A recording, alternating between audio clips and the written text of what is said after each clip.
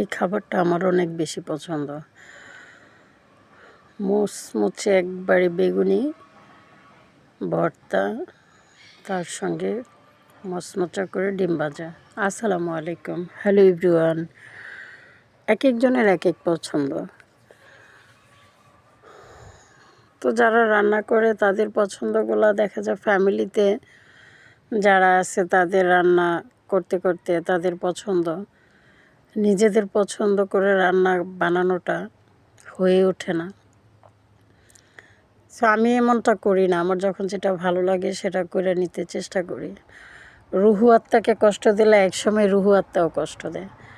তো আমার সবসময় সিম্পলি খাবারগুলোই খেতে ভালো লাগে। বড় মাছ, গরুর মাংস, মুরগির মাংস। গরুর মাংস যাও একটু পছন্দ করি, মুরগির মাংস এত বেশি তো পছন্দ করিই না। তো মাঝে মাঝেই আমি রাতে খাবারের সময় এমন মুচমুচে করে ফুলকো ফুলকো বেগুনি বানিয়ে নিই, আর সেটা খেতে আমার এত বেশি ভালো লাগে। আর দেখো কত ফুলকো হয়েছে। গুল যেটা বানাইছি সেটা কিন্তু আমাদের যে দেশি লাউয়ের যে সামনের যে আগাটা সেটার থেকে গোল করে কয়েকটা পাতলা স্লাইস করে কেটে সেটা দিয়ে বানাইছি। বিশ্বাস করো এত বেশি মজা লাগছে। আমার তো সবসময় মিষ্টি কুমড়োর যে বেগুনিটা বানাই সেটা ভালো লাগে। মিষ্টি কুমড়োর বেগুনিটাও ফুলকো ফুলকো হয়।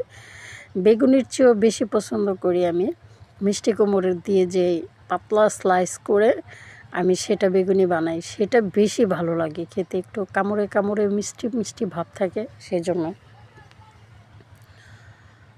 তো আজকে আমি এটাও করছি, মিষ্টি কুমড়োটাও করছি আর বেগুনিও করছি। মনে করো 3টা 4টা করে করলেও 2-3 পদ করলে অনেকগুলা হয়ে যায়। সো আলহামদুলিল্লাহ এত মজা করে খাবারটা খাইছি, এত ভালো লাগছে। এখন যখন বয়স দিচ্ছি আমার দেখে আবার লোভ লাগছে। এখন মনে হচ্ছে এখনই আবার বানিয়ে খেয়ে নিই। তো আমি বেশি করে একবারে কতগুলা বেগুনির যে ময়ানটা ওটা করে রেখে দিই ফ্রিজে।